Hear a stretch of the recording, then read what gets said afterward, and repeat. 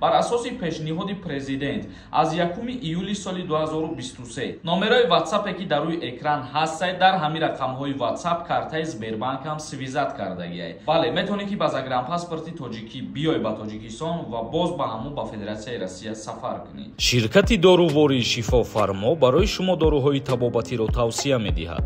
Доруҳо барои зиёд кардани риш ва мӯи сар, доруҳо барои нест кардани сангу намаки гурда, доруҳо барои зиёд кардани қувваи мард ва нест кардани простатит, инчунин ҳиҷома кардан дар Москва ва Московский област. ҳатман аз номи канали мо муроҷиат кунед.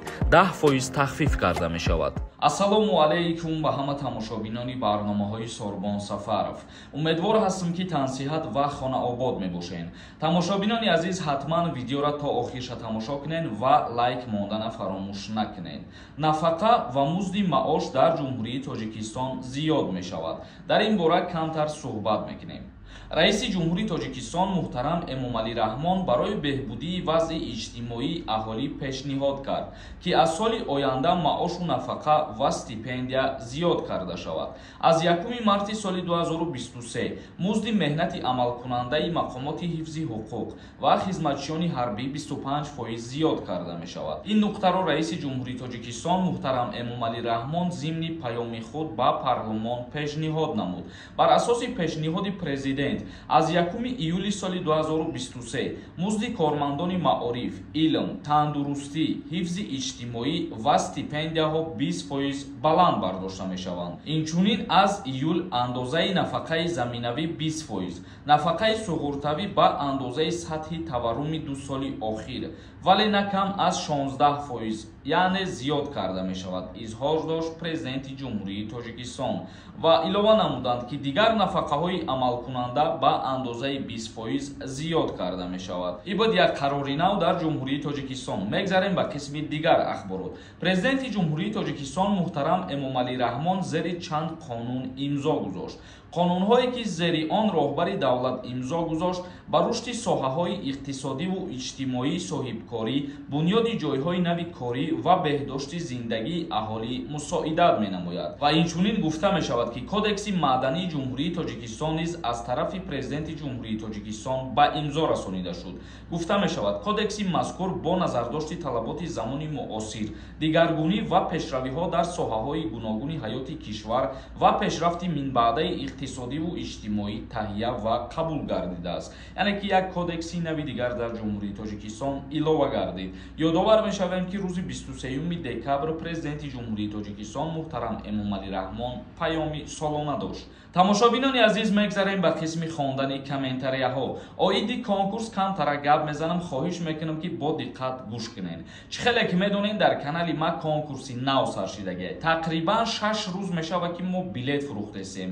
аллакай 50% билетҳоро қариб фурӯхтем. касое ки мехоҳанд аз конкурси ма билет харидорӣ кунанд, нархи як дона билет 250 рубла дар бар мегирад. имрӯз як аксияи хурда как мекунем. касое ки ба аксия билет бихаранд, ба 500 рубл 3 дона билетҳо метиҳем. номерои ватсапе ки дар рӯи экран ҳастед дар ҳамин рақамҳои ватсап картаи Сбербанкам свизат кардагиай. дар ҳамин картаи Сбербанк сумтона мепартоен ва дар ҳамин рақамҳои ватсап чектона роӣ мекунен. конкурс ҳамагӣ 66 дона приз дорад. абзори мошино, абзори призо дар канал ҳастаи видеои праша метавонед ромада тамошо кардан мегиред. агар ҳамихе билетҳо тез рафтан гиранд, финал тезтар мегзарад. баха Атоев нависонда: ассалому алайкум акай Сорбон, як савол доштум. ман двойное гражданство дорам. ман метавонам бе гирифтани загранпаспорти Русия ба паспорти тоҷикӣ ё ин ки ба загранпаспорти тоҷикӣ ба Тоҷикистон сафар кунем? илтимос ака ҷавоб тен, зарурай. бародари азиз, динама дар ҳамин саволи то ҷавоб додагем видеои дирӯзада. ба ҳамин хотир хоҳиш мекунам ки видеоҳои мара бо диққат то охирша тамошо кунед, баъд саволотона такрорӣ роӣ кардан нагиред. бале, метавонед ки ба загранпаспорти тоҷикӣ биёй ба Тоҷикистон ва боз ба ҳамун ба Федератсияи Россия сафар кунед. Наҷмиддини Фахриддин нависонда: нависонда: ассалому алайкум бародар, аллоҳ нигаҳбонад, илтимос саволумда ҷавоб де. Ман 6 моҳа патент споридагим, баъди соли нав патентам месӯза ё суми боқимондашам меспорам, барои қимат мешава меган. Бародари азиз, патентите аннулировад намешава, вале оиди пардохт кардани маблағҳо агар ягон тағйирот ки ворид кардан ҳатман пешниҳоди шумо мегардонем иншааллоҳ. Боев нависонда: ассалому алайкум ака, ман ҳозир донишҷӯи якум курс дар Россия ҳастам.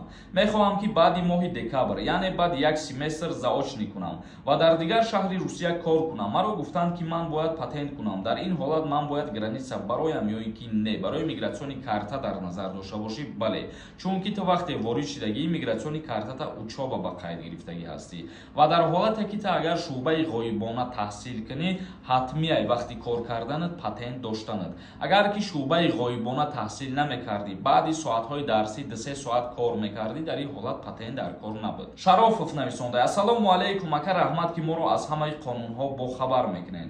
Шуморо ҳам ҳазор раҳмати калон ки моро дастгирӣ мекунед. Миннатдорам аз ҳаматон. Фирӯз нависонда: ассалому алайкум акаҷон, созен хубен, як савол дорам. Ман ВНЖ дорам, мошин харам, дар номи худам кунам, дар ҳолати қоидаи роҳро вайрон кардан маро депорт намекунанд, илтимос ба саволи ман ҷавоб диҳед.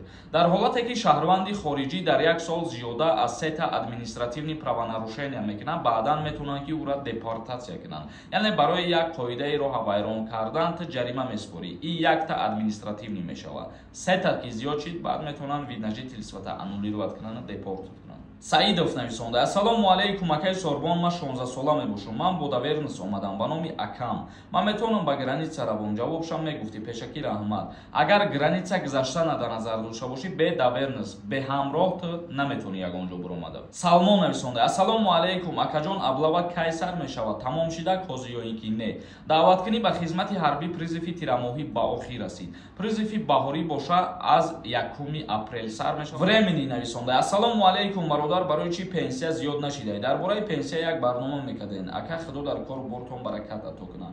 Ман дар аввали видео оиди ҳамин масъала суҳбат кардам. Баъди соли нав нафақа музди маош зиёд мешавад дар ҷумҳурии Тоҷикистон.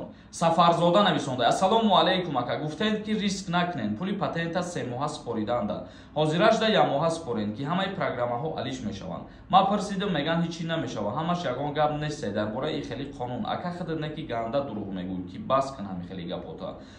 Трам агар як аблаҳи, як бадбахте ки ҳами гапа нависондаед. Хумсангир нависонда: ассалому алайкум, дар Русия хона бихарӣ, основания шуда метавона барои гражданин кардан? Пешакӣ раҳмат.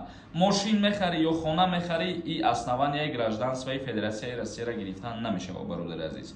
Тамошобинони азиз, ба ҳамин барномаи имрӯзаро ҷамъбаст мекунем. То видеоҳои оянда, худованд ҳамаи мо шуморо нигаҳбон бошад.